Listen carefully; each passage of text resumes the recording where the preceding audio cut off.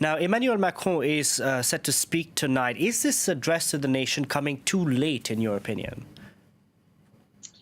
I think it very much depends what we're talking about when it comes to too late. I think it's definitely too late for him to do nothing but elicit a sort of vague, benevolent message to the masses. So it's now time, unfortunately, for big, concrete, precise, immediate, substantive policy statements. It's definitely too late for philosophical statements, and it's time for policy. And there's also, I think, a question of whether it's too late perhaps for the leader of his government. There are some rumblings of a possible reshuffle and getting rid of elements in the government, including perhaps the prime minister, who are too tightly linked to this style that he's being reproached of being impositional, of mandating on behalf of the people without consulting them. So I think it may not be too late for Macron himself. Still time to work on issues of style and communicate with the people, but it's definitely too late to do nothing. It'd be surprising if he does get rid of the Prime Minister, considering Edouard Philippe has done all the talking for him. But having said that, now the government spokesperson has said there's no magic wand to fix the protesters' problems. And the protesters say, look, they're going to listen to what the president has to say, but if they're not satisfied, they'll be taken to the streets once again. So if they do, could Emmanuel Macron be forced into fundamentally changing his strategy? Again, it depends who's listening and what they're listening for. Those individuals who were protesting simply because of the fuel tax hike technically should be satisfied. Those who are waiting for a more consultative approach to dialoguing with social partners should also be satisfied with the way things have gone the last few days. However, that's not what the Gilets jaunes are. That's not what the Yellow Vests are. They're heterogeneous groups with very incommensurate demands, some of them very punctual, precise demands about policy change, taxation, increasing minimum payments for retirees and minimum wage. All of those could be changed. All of those in a piecemeal manner we don't know yet. There may be some changes. Everything might be changed. They're talking about issues that are definitely not going to change, including an increase in minimum wage. But ultimately, it's going to come down to the panoply of options that are going to be offered. And we could go from 1-2 small changes to the entire social model being revisited. The latter seems more unlikely. Now, Emmanuel Macron was set to make changes to the French pension system. Is it safe to say that he's unlikely to do that now?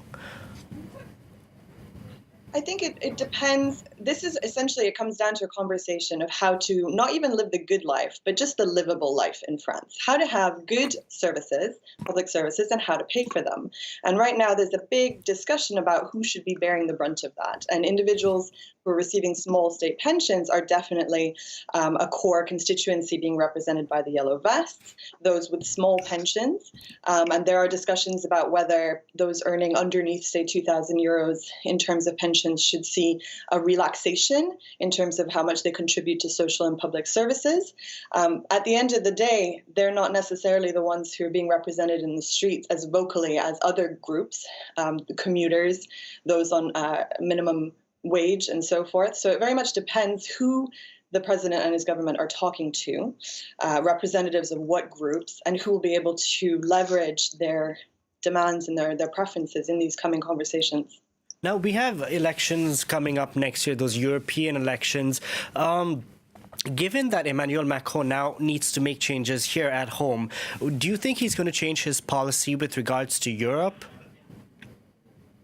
So what's interesting is that we should be right in the middle of setting up the foundational messages about the European elections. 6-month mark was just a couple of weeks ago, and some of the policymakers have already started campaigning about it. And it's definitely a subject that was very prominent in the presidential election campaign, with Macron, of course, being strongly associated with a liberal European project, perhaps more integration, definitely more Europe rather than less Europe.